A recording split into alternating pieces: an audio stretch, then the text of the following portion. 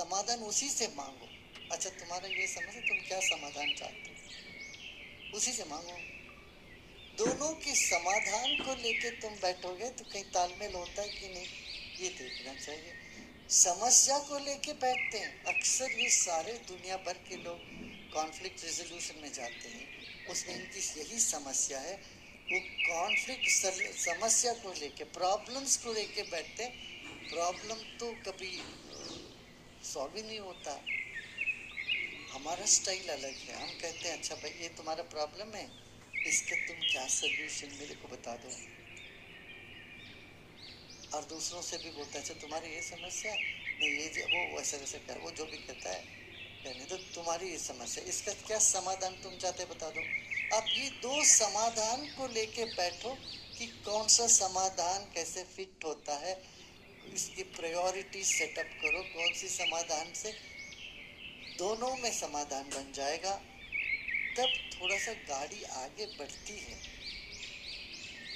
हम हर मीडिएशन में जब हम बैठते हैं यही पूछते हैं, तो सर आप बताओ आपके हिसाब से इस प्रश्न से उलझा हुआ प्रश्न है, इसका समाधान तुम क्या सोचते हो, कैसे तुम सोच के बताओ। इस तरह से जो समस्या लेके आते हैं उन्हीं से पूछ लो समाधान, नहीं तो तुम्हारे सिर पर सारे समस्या का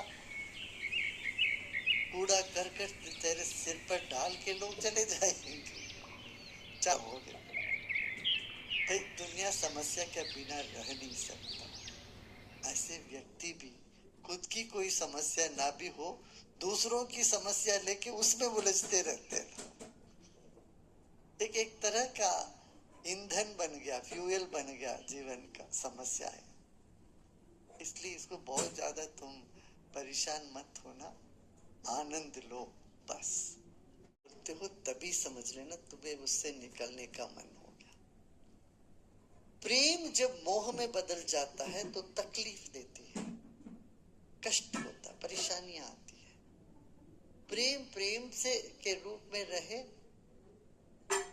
कुछ नहीं दिक्कत है। अनुराग ठीक है, राग फिर सिर्फ राग हो तो फिर वो द्वेष में बदल जाता है और फिर परेशानी आने लगती है। तो संसार का काम करो। देखो हम नहीं करते क्या, हम सबको देखते, एक एक व्यक्ति का देखते हैं हम, पर रिकॉर्ड करनी पड़ती है इनकी बात। तो नहीं भाई मैं तुमने सुना लिया, मैं देखता हूँ। हाँ, तुम्हें छींकने के लिए समय नहीं मिलेगा। लोग कुछ ना कुछ किसी ना किसी को समस्याएं बनती रहती है, तो इसलिए धीरज रखना चाहिए, अपने में विश्राम करो। ठीक है, कृष्ण कई बार कह चुके हैं मेरा कोई मित्र नहीं, मेरा कोई शत्रु नहीं, सब मेरे लिए बराबर है। फिर भी जो मेरे काम में आते हैं वो मेरे बहुत प्रिय है, ये भी बोल देते हैं। मेरा काम जो कर रहे हैं वो मेरे लिए प्रिय है। अच्छा ये समझ के चलो कि तुम सब भगवान के काम कर ही रहे हो, तब तो तुम प्रिय हो ही, कहाँ तुम अप्रिय हो। कृष्ण के लिए विदुर भी उतने ही प्रिय थे, युधिष्ठिर भी प्रिय थे, मगर जिन जिन को जो जो काम में लगाना उस वक्त उनको लगाते थे और उस वक्त उनको उस तरह से बातें कहते थे। पहले तो बोला अरे क्या तुम क्या बोलेंगे, तुम्हें शर्म नहीं आती, लोग बोलेंगे तुम्हें कायर, मर जाना बेहतर है तुम कायर के नाम से जीने से जा बेहतर है मर जाना। इस तरह से उनको उनके अहंकार को चोट पहुंचाया, उनको उकसाया। फिर बोले क्या तुम बेवकूफ है, समझते अपने आप को बड़े बुद्धिमान। इस तरह से पहले डांटा डपटा सब कुछ का किया, फिर 11वें अध्याय में आके उनको विश्व रूप दर्शन दिखा दिया, तब घबराने लगे, कांपने लगे, बोले तुम तो मेरे प्रिय हो, मेरे दोस्त हो। 12वें अध्याय में भक्ति बता दी। तो कदम पर कदम दर कदम उनको लेके चले, लेते आगे बढ़ाते चले गए उनको। तो ये कृष्ण की अपनी तरीका थी।